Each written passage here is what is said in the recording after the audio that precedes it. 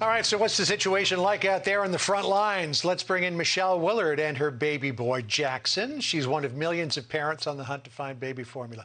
Great to see you both today, Michelle. Tell us, in a nutshell, what's your situation there in terms of trying to keep Jackson happy and well-fed? Well, it's kind of a nightmare, to be honest with you. I have to constantly go on the Target app, the Walmart app, Safeway, Raley's app, and look for this formula, Nutramigen, for my child. And it's quite nerve-wracking, John, because 1 week I'm thinking to myself, am I not going to have formula to feed my child? And it's quite costly. I know Jackie was co-anchoring with you the other day, and our family's going to spend $1,000 on formula, and then with the rising gas prices in California, it's about $6, $7 a gallon some days. It's really expensive. Jackson looks beautiful.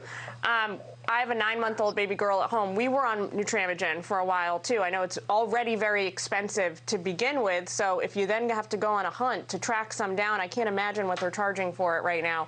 Have you heard any guidance from the White House, from the FDA, from Health and Human Services about what you can do to try and bridge this gap? We heard from the FDA yesterday that they don't want parents mixing formulas, watering down formulas.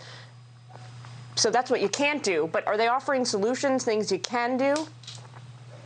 I have no solutions at the moment. I called my pediatrician's office yesterday because sometimes the distributors will give you the formula to the doctors, and then you can ask your pediatrician for some. So I got 2 extra cans. But right now, honestly, I have no guidance of just hoping and praying that I can get more Nutramigen. And hopefully I can get maybe some breast milk if possible from a friend. But it's nerve-wracking. Wow.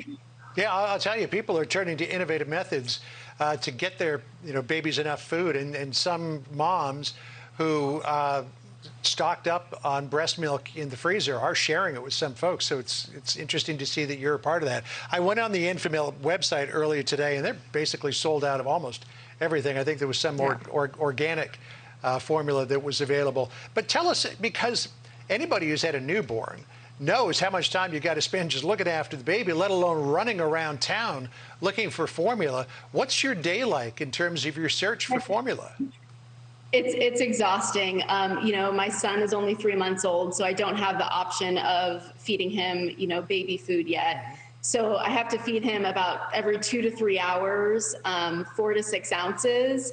And then in between that, I'm, running to the grocery store or any store that can have Nutramigen. And like Jillian mentioned, I am on Nutramigen because it is more easily digestible for some babies. And with formula, you can't just switch your formula options. You have to stick with the same one that your baby's used to. And this one happens to work on Jackson. So I think for a lot of moms, my heart goes out to them because it's really hard and you can't just switch formulas. And so they want to get the formula that's best for their child. There's a kind of secondary offshoot problem here, right? There's this problem of getting access to formula, but what's coming up next down the pike, Michelle, is babies getting sick because parents are going to resort to unconventional methods, intending for the best, of course, but not realizing some of the deleterious effects that this can have. We're learning that mixing formulas or watering them down can cause this a whole array of, not just simple problems like indigestion for babies, but problems like malnutrition and other illnesses. Do you think that the administration, the Biden administration, should be launching a campaign to make parents aware of this? I absolutely think so. I think they need to make sure that they're informing especially new moms who are not familiar with formula, what to do, and then have backup options on solutions. Because right now I'm not seeing any solutions. I'm just scrambling to find formula. And then hopefully, like John mentioned, relying on possibly my friend's breast milk, because that's my only option now. So as a mom, I would love a solution and to hear from the administration on what outcomes we're going to see over the next couple of weeks. All right. So on that point, Michelle, the president is going to be talking with retailers in a series of phone calls and Zooms a little bit later on this afternoon. There is a good chance that you are on one of the monitors at the White House right now. What would you say to the president if he happens to be listening?